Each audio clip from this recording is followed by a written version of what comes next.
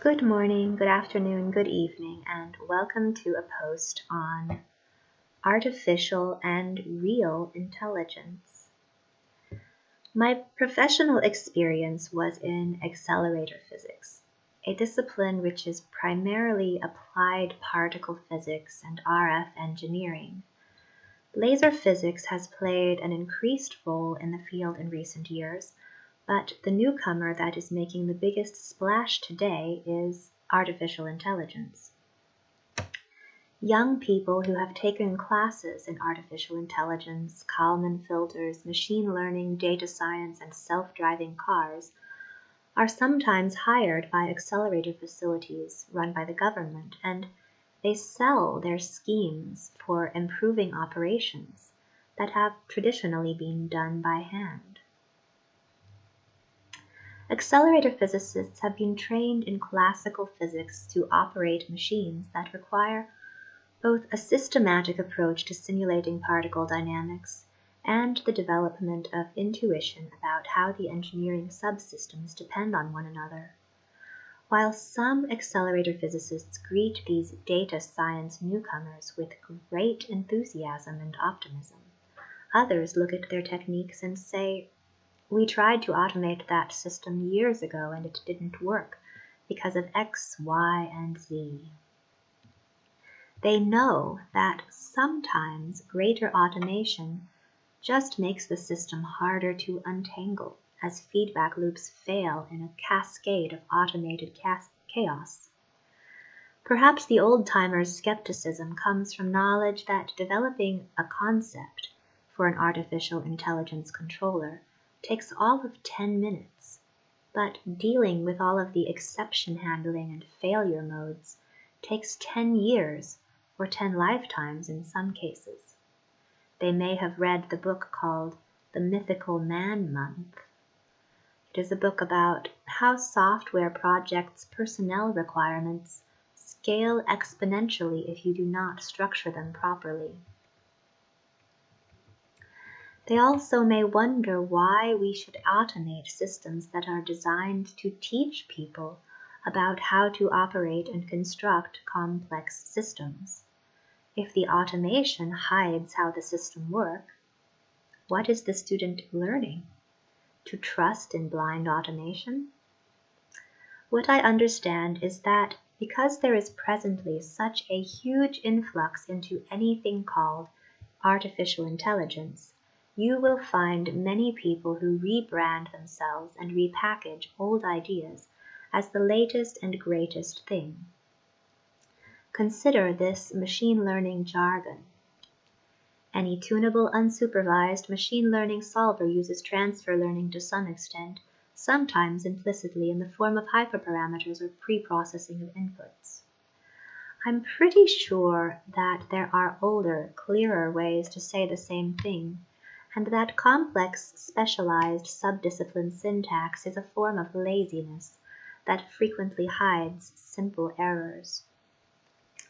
I'm also rather sure that many funding agencies have forgotten the danger of over-subsidizing a field. Sometimes the older, more experienced voices can get drowned out by the young, enthusiastic newcomers. There is also the danger that when people who have valuable expertise get distracted by what seems to be newer and better, valuable knowledge can be lost because it is not passed on to the next generation. In accelerator physics, for example, there is the skill of crafting particle tracking simulations from scratch, and many of the younger people in the discipline only get a cursory instruction in these techniques before falling back on simulation software packages written by others. In this way, real intelligence may be replaced with an inferior form of artificial intelligence. When I was working in the field, I wrote my own particle tracking simulations and began to see the limitations of the software packages that were being used by everyone else. But I found it difficult to get people to trust my results because they preferred to trust the more established codes. It was a strange situation that inspired me to write a satirical novel about a machine that tricked the users into an illusion of comprehension of a system over which they had long since lost control. When I exited the field of accelerated physics and began to study what was going on in the wider world and in the wider world of physics education, I saw how compartmentalized and narrow many forms of academic instruction had become. I wondered if this had always been the case, or if the internet was changing how people learn and process information. My question became, how is artificial intelligence affecting our real intelligence? As I explored online question and answer sites like Quora, on which various artificial intelligences fed me questions to keep me churning out more free content for their system, I began to get a sense of the extent and limitations of my knowledge base. I was surprised to find that I was often the only person who remembered certain stories that were told in my physics classrooms 20 years ago. How could this be? How could it be that my education was so different from that of this community? This made me worry that the internet had done something to people, changing what they remember perhaps. I worried that there is an oral tradition in danger of being lost as we outsource our mental processes to Google and the various forms of online artificial intelligence. I wondered, if you remember keywords instead of stories, how does your brain change? What is lost and what is gained?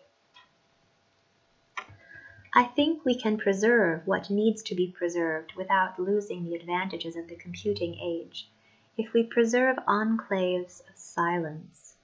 Libraries, monasteries, and offices have served this purpose in the past, but in our present age of open office floor plans and constant attachment to email, the spaces for uninterrupted thought are few and far between. In the future, the difference between a person who can think independently and a person who can only operate according to conditioning produced by a stupid algorithm may be dependent on how well their parents and schools were able to protect them from noise. This may be the difference between a person with real intelligence and a person with artificial intelligence. I believe that Nassim Taleb called these people intellectual yet idiots. Another writer described these products of our most elite universities as excellent sheep, who are incapable of true thought. Those excellent sheep who are developing addictive toys and tools with artificial intelligence need to be aware of how these tools can be used for good or evil. They may pull a person out of the depths of depression and inactivity by giving him or her the illusion of purpose. They may also pull a person into a spiral of pointless, repetitive clicking. Whenever someone designs a tool that ensnares an unsuspecting human into a spiral of self-reinforcing feedback, the designer must have a vision beyond the initial trap. They must know where they are leading that person and understand how that path fits into a larger purpose. Ultimately, we know where our paths lead. We run, we rest, we die, and pass the torch on to the next person. The thing that makes artificial intelligence unique is that it does not get tired, rest, or die. It is crystallized within our institutions, and it may evolve as we make choices. It may also evolve as it makes choices. What is kind for one individual may be cruel for another, and when we seek to control tools that have an almost godlike power, we may feel forced to fill roles that were not meant for us. When we create tools that hold us hostage in the kindest possible way, we are reminded of something old and true. Nobody moves and nobody gets hurt.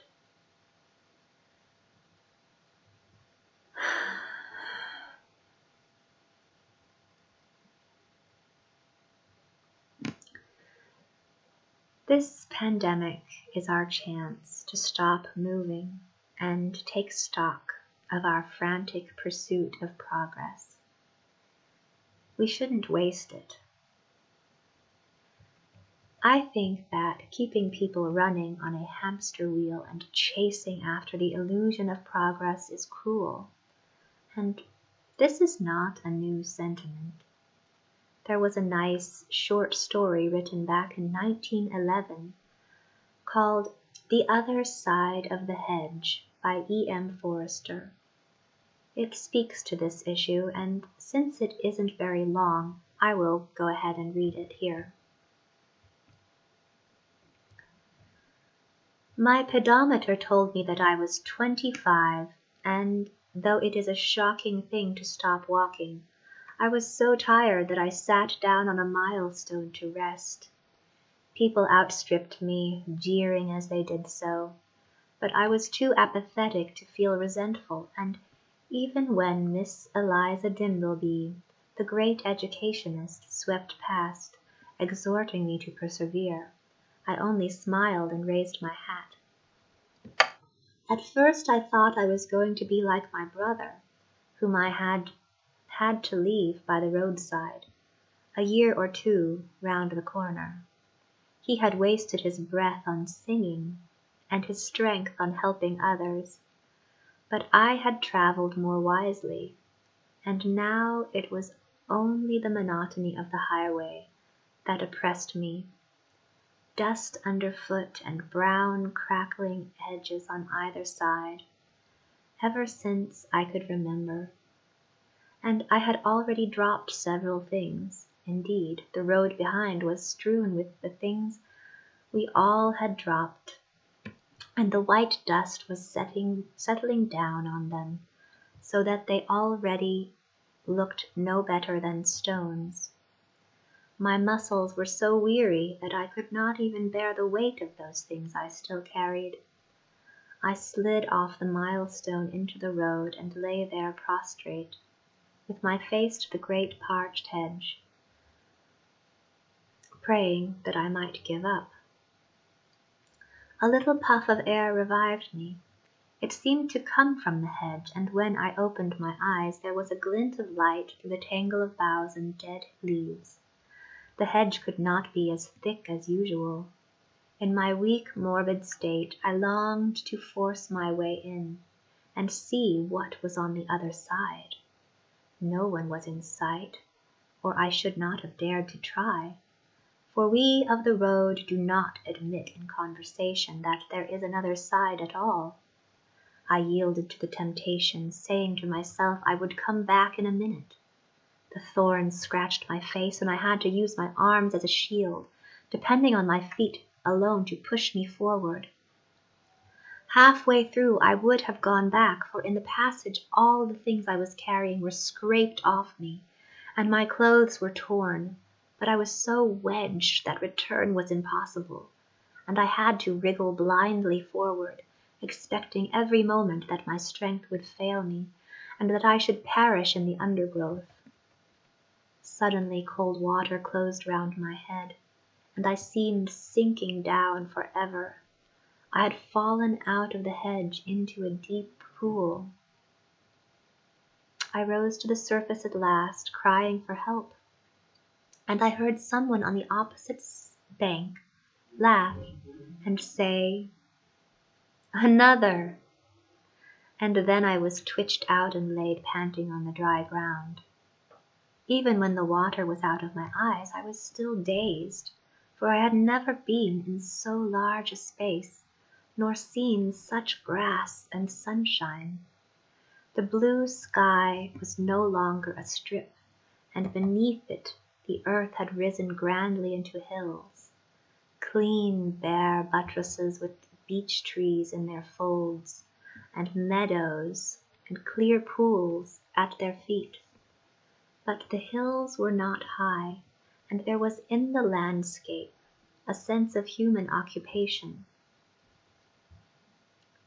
so that one might have called it a park or a garden, if the words did not imply a certain triviality and constraint.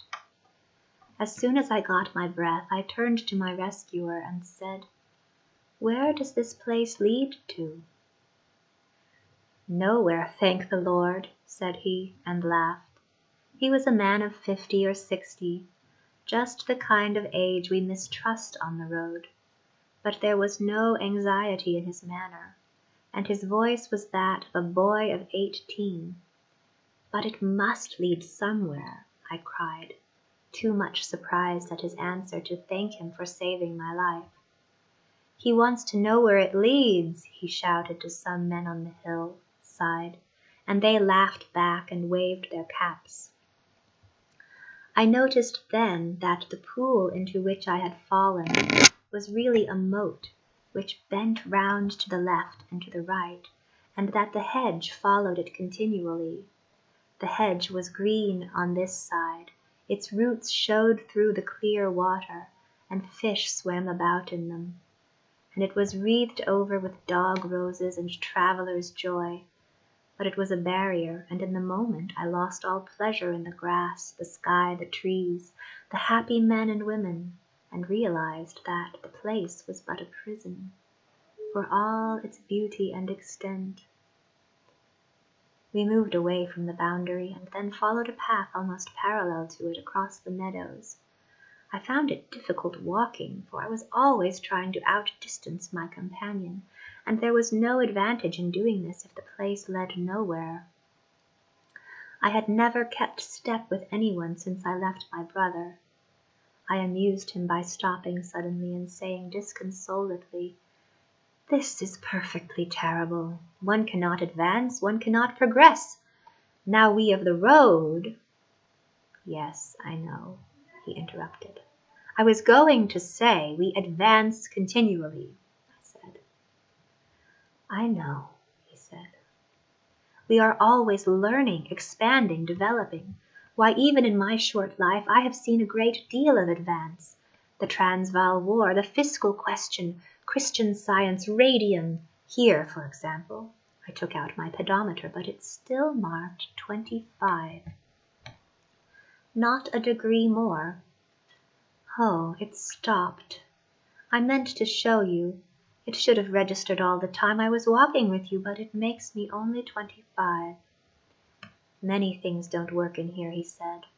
"One day a man brought in a Lee Metford, and that wouldn't work." I was confused. The laws of science are universal in their application. It must be the water in the moat that has injured the machinery. In normal conditions, everything works. Science and the spirit of emulation, those are the forces that have made us what we are. I had to break off and acknowledge the pleasant greetings of people whom we passed. Some of them were singing, some talking, some engaged in gardening, haymaking, or other rudimentary industries. They all seemed happy, and I might have been happy too if I could have forgotten that the place led nowhere. I was startled by a young man who came sprinting across our path, took a little fence in fine style, and went tearing over a plowed field till he plunged into a lake, across which he began to swim. Here was true energy, and I exclaimed, "A cross-country race! Where are the others?" "There are no others," he answered, my companion replied, and later on when we passed some long grass from which came the voice of a girl singing exquisitely to herself, he said again, "There are no others." I was bewildered at the waste in production and murmured to myself, "What does it all mean?" He said, "It means nothing but itself," and he repeated the words slowly as if I were a child. "I understand," I said quietly, "but I do not agree. Every achievement is worthless unless it is a link in the chain of development. And I must not trespass on your kindness any longer. I must get back somehow to the road, and have my pedometer mended." "First you must see the gates," he replied, "for we have gates through which though we never use them." I yielded politely, and before long we reached the moat again, at a point where it was spanned by a bridge. Over the bridge was a big gate as white as ivory, which was fitted into a gap in the boundary hedge. The gate opened outwards, and I exclaimed in amazement, for from it ran a road, just such a road as I had left, dusty underfoot, with brown crackling hedges on either side as far as the eye could reach. "That's my road," I cried. He shut the gate and said, "But not your part of the road. It is through this gate that humanity went out, countless ages ago, when it was first seized with the desire to walk." I denied this, observing that the part of the road I myself had left was not more than 2 miles off. But with the obstinacy of his years he repeated, "It is the same road. This is the beginning, and though it seems to run straight away from us, it doubles so often that it is never far from our boundary, and sometimes touches it." He stooped down by the moat and traced on its moist margin an absurd figure like a maze. As we walked back through the meadows, I tried to convince him of his mistake. The road sometimes doubles, to be sure, but that is part of our discipline. Who can doubt that its general tendency is onward? To what goal we know not. It may be to some mountain, where we shall touch the sky. It may be over precipices into the sea, but that it goes forward, who can doubt that? It is the thought of that that makes us strive to excel, each in his own way, and gives us an impetus which is lacking with you.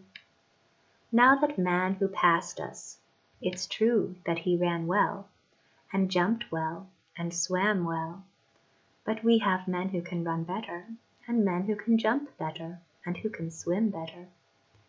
Specialization has produced results which would surprise you. Similarly, that girl." Here I interrupted myself to exclaim, "Good gracious me, I could have sworn it was Miss Eliza Dimbleby over there with her feet in the fountain." He believed that it was. "Impossible! I left her on the road, and she is due to a lecture this evening at Turnbridge Wells. Why, her train leaves Cannon Street in... my watch has stopped like everything else. She is the last person to be here." People always are astonished at meeting each other here. All kinds come through the hedge, and come at all times, when they are drawing ahead in the race, when they are lagging behind, when they are left for dead. I often stand near the boundary, listening to the sounds of the road. You know what they are, and wonder if anyone will turn aside. It is my great happiness to help someone out of the moat, as I helped you. For our country fills up slowly, though it was meant for all mankind. "Mankind have other aims," I said gently, for I thought him well-meaning, and I must join them. I bade him good evening, for the sun was declining, and I wished to be on the road by nightfall. To my alarm he caught hold of me, crying, "You are not to go yet." I tried to shake him off, for we had no interests in common, and his civility was becoming irksome to me. But for all my struggles the tiresome old man would not let me go, and as wrestling is not my specialty, I was obliged to follow him. It was true that I could never have found alone the place where I came in, and I hoped that when I had seen the other sights about which he was worrying, he would take me back to it. But I was determined not to sleep in the country, for I mistrusted it, and the people too, for all their friendliness. Hungry though I was, I would not join them in their evening meals of milk and fruit, and when they gave me flowers, I flung them away as soon as I could do so unobserved. Already they were lying down for the night, like cattle, some out on the bare hillside, others in groups under the beeches. In the light of an orange sunset, I hurried on with my unwelcome guide, dead tired, faint for want of food, but murmuring indomitably, "Give me life with its struggles and victories, with its failures and hatreds, with its deep moral meaning and its unknown goal." At last, we came to a place where the encircling moat was spanned by another bridge, and where another gate interrupted the line of the boundary hedge.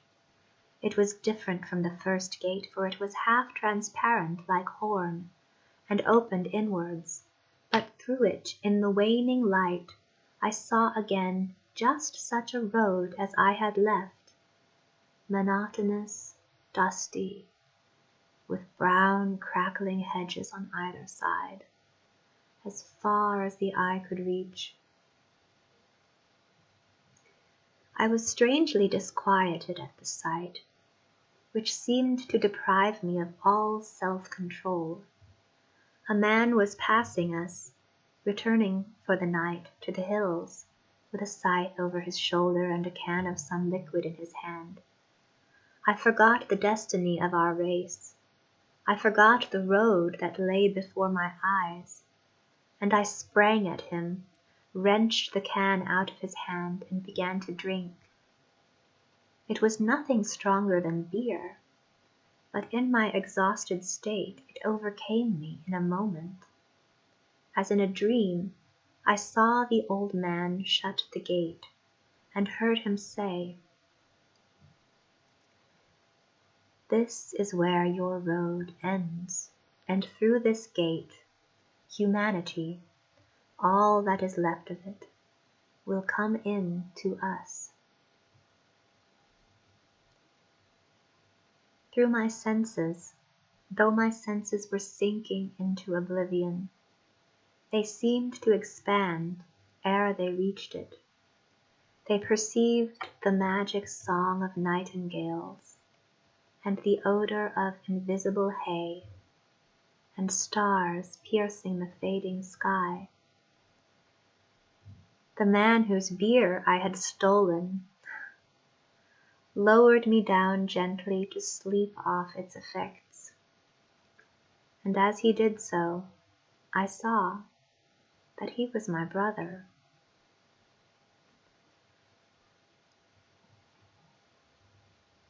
The end. Thank you for watching. I hope you tune in to some more of my videos. I have 120 so far, I think, and many of them have this sort of feeling. I think there is a song I will add to this post.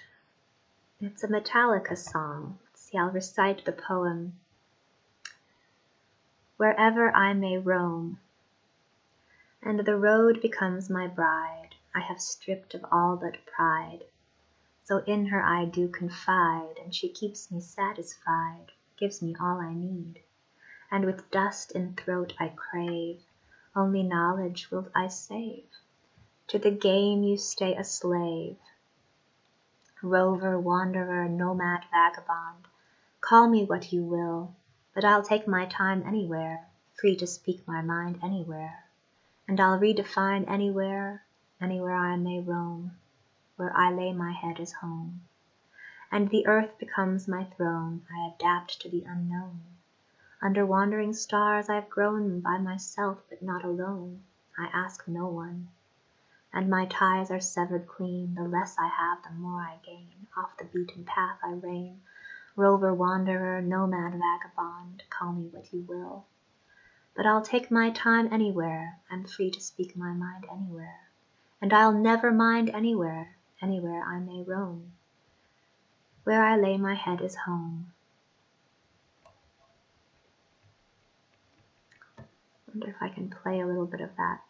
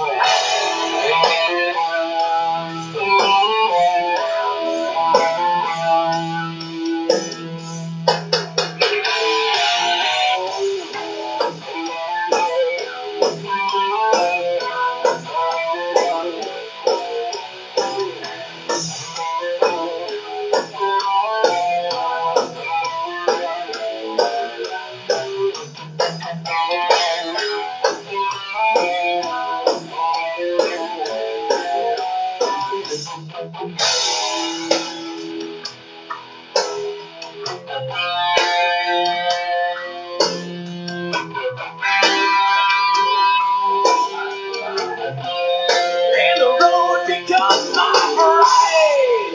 I am stripped of all but pride. So in her I do goodbye, and she keeps me satisfied.